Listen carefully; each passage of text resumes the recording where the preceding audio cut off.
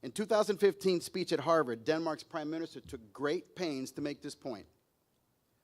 I know that some people in the US associate the Nordic model with socialism. Therefore, I would like to make one thing clear. Denmark is far from a socialist planned economy. Denmark is a market economy. So when you point to Denmark as a paragon of socialism, you're really singing the praise of capitalism. The more capitalism, the less socialism you need. Look at America since 2017. A policy of lower taxes and less government regulation, that's more capitalism, has led to a robust economic expansion, something thought impossible without a wand just a few years earlier. Unemployment, notably among minority groups, typically most at risk for poverty, is at a generational low. Economic expansion gets people off welfare and into work. That's less socialism. None of this requires a degree in economics. Common sense is all you need. That's why it's so frustrating to see young people praising socialism and criticizing capitalism. It's bad enough that they're working against their own interest. Better job prospects, better wages, personal freedom. But they are also working against the interest of the less fortunate. Capitalism leads to economic democracy. Socialism leads to the economic dictatorship of the elite. Always and everywhere. So beware what you ask for. You just might get it. So I want to just piggyback on my friend Jose. I lived in Spain for 7 years under the dictator of Generalissimo Francisco Franco. As a young man at 10, 11 years old, I was with my grandmother walking through the free market. And Franco had a state police called La Guardia Civil, the state police. And this young man, he probably was no more than 16 or 17, stole 2 oranges and started running away. The Guardia Civil, who was no more than 10 yards from me, lifted up his cape, took out his machine gun, and killed a young man running across the plaza. Put down his cape and kept on walking his beat. The local police and the constabulary came and took care of the mess. That's what they want to do in Washington to us. And as to quote somebody before me, as long as there's a breath in my body, as long as I can stand between them and you, I will. And that's why, and you hear it all the time now, and you see it in Washington. Since January, you see this left-wing radical element that's trying to change this very country, the country that gave Jose's parents, my grandparents, an opportunity to come to this country and make something of themselves.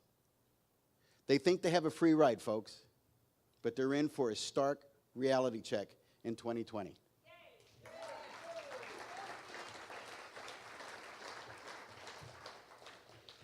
You know, Stephen, with a wonderful introduction, thank you, sir. You know, he talked about, we took on Ann Custer last time. And though we weren't successful, we learned a lot. One of the things that, when you look back at some of the things that happened in our family, it was the right thing for us to lose, and let me tell you why. That was an opportunity for me to spend those holidays with our second son, who's now going to graduate next Thursday from basic training. Which is why my wife and I wear this pin with 2 stars, because now we have 2 boys on active duty. But let me tell you what it also gave me. It's an opportunity for me to get back into the race. It's an opportunity for me to defend the rights and the freedoms that all of us who are veterans in here had the opportunity to do. It's an opportunity to get back there and realize that, you know what, we had 114,000 friends that voted for us last time, and that's our starting point. Ann Custer has no idea what's going to happen this time.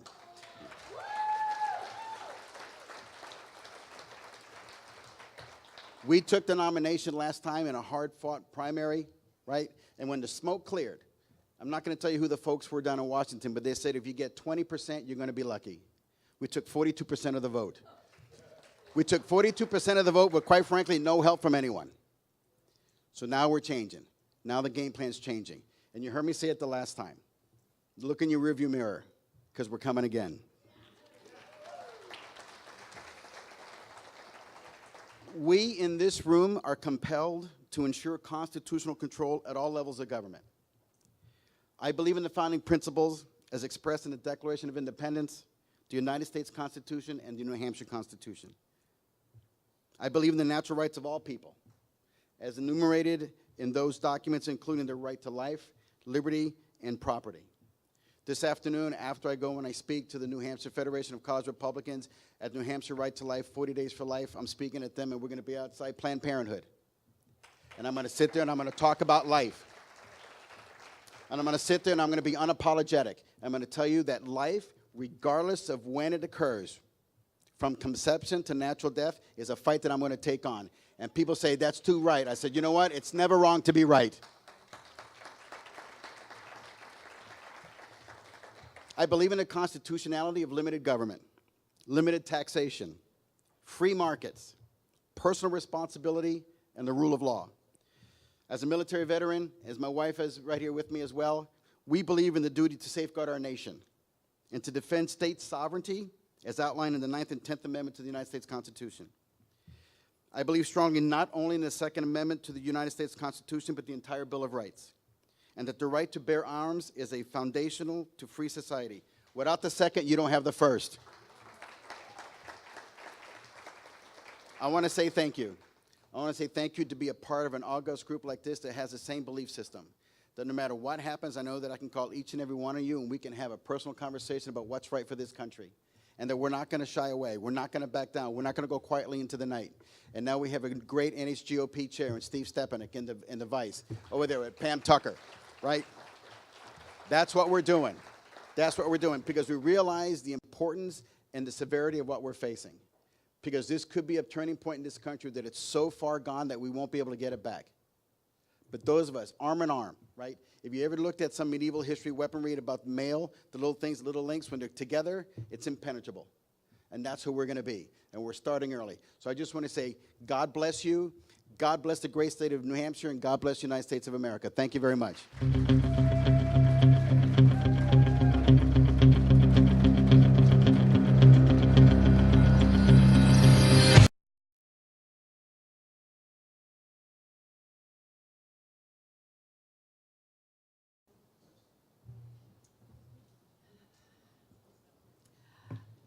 Okay, everybody kind of shake and get ready.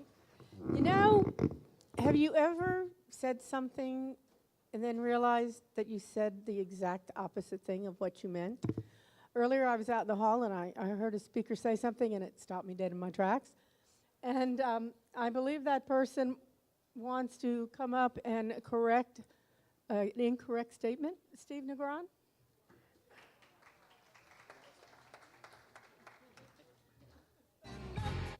I'm sorry, when I was so excited in front of this august group here, I said that I was pro-choice and everything.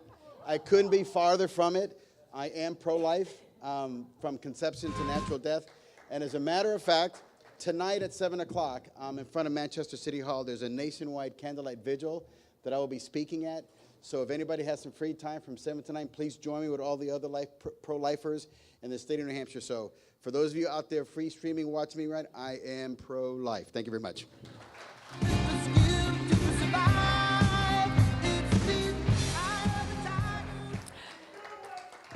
Some people will do anything to get a second bite of the apple.